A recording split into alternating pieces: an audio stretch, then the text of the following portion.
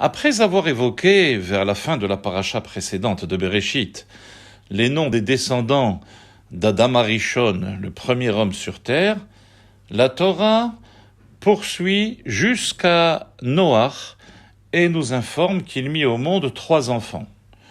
Lui seul trouva grâce aux yeux de l'Éternel dans un monde de méchanceté et de dépravation.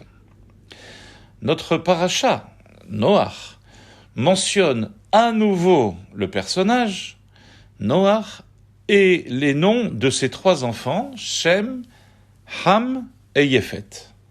Mais curieusement, après avoir introduit par 3 mots l'énonciation de ses descendants et les Toledot Noach, le verset ne les cite pas immédiatement.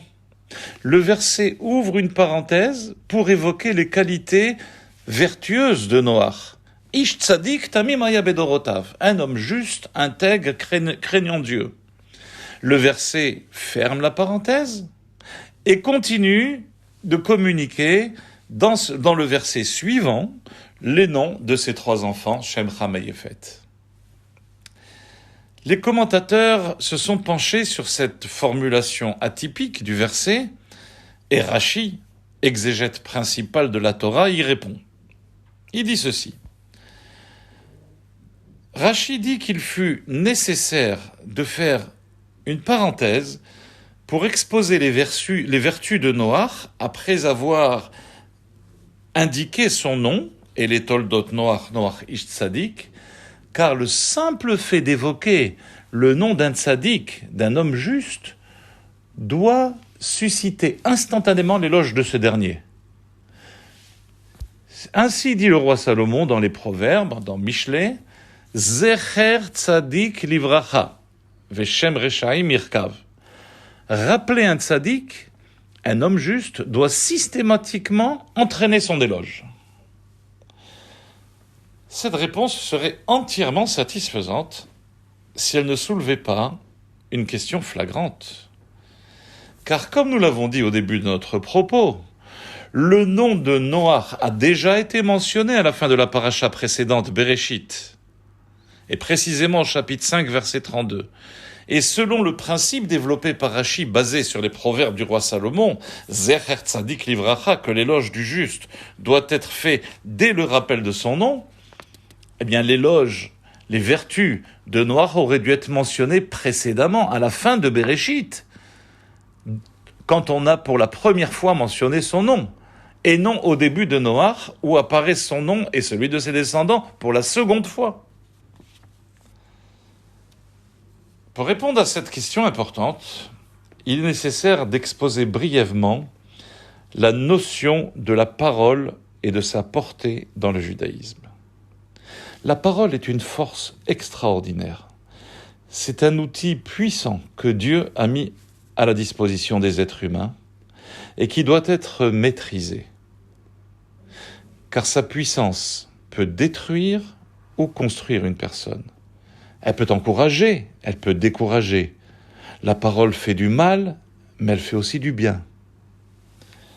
Le Talmud, dans le traité Arachin, en page 15b, développe largement cette notion de parole, et en particulier lorsqu'elle est utilisée pour de la médisance, du lachon hara. Et le Talmud dit la chose suivante. Lachon tlitae, katil tlitae, horeg la mesapero, vela mekabelo, vela omro. La médisance tue 3 personnes. Celui qui la profère, celui qui l'écoute, et celui dont on parle. Alors nous comprenons aisément que celui qui profère la médisance, comme celui qui l'écoute d'ailleurs, subissent les conséquences du péché, car tous deux agissent dans le péché. Pour le second, même passivement. Mais le 3e personnage, qui est le sujet même de la calomnie, de la personne dont on parle, qu'a-t-il fait pour subir la conséquence de la médisance ? La raison est profonde.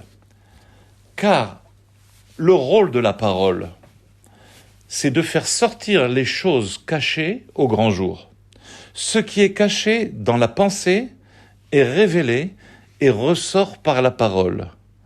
Et cette force agit également sur autrui. Lorsque vous parlez du mal d'autrui, vous mettez en lumière le mal qui existe en lui. Et cela peut lui causer du tort.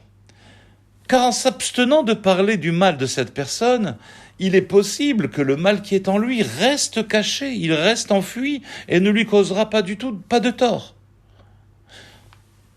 Ce qui est dit pour le mal vaut tout autant, si ce n'est plus, pour le bien. Car en faisant l'éloge d'autrui, par des paroles positives, des paroles d'encouragement, des paroles de vertu, nous révélons le bien qui est en lui et nous mettons en lumière toutes ces vertus cachées. Et ce discours positif fait que ces qualités se manifestent dans la pratique. Ceci est le rôle de la parole, à double tranchant. Revenons à Noach.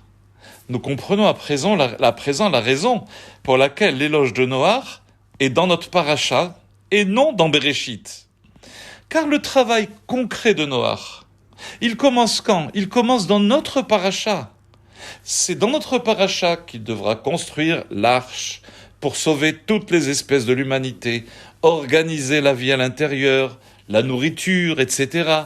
C'est ici que Noach a besoin de se fortifier et d'être plus résistant face à une génération de moqueurs, une génération sans éthique et sans valeur. Et aucune valeur morale, aucune base pour vivre en société. Et ce sont les belles paroles que Dieu lui adresse dans la Torah.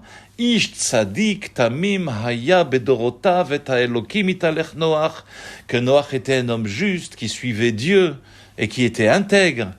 Ces paroles-là seront pour lui une source de bénédiction pour mener à bien sa mission, car elles vont révéler tout le bien qu'il y a dans Noach, et ce bien va agir dans la pratique de sa vie. Il en est de même aujourd'hui dans nos rapports avec autrui.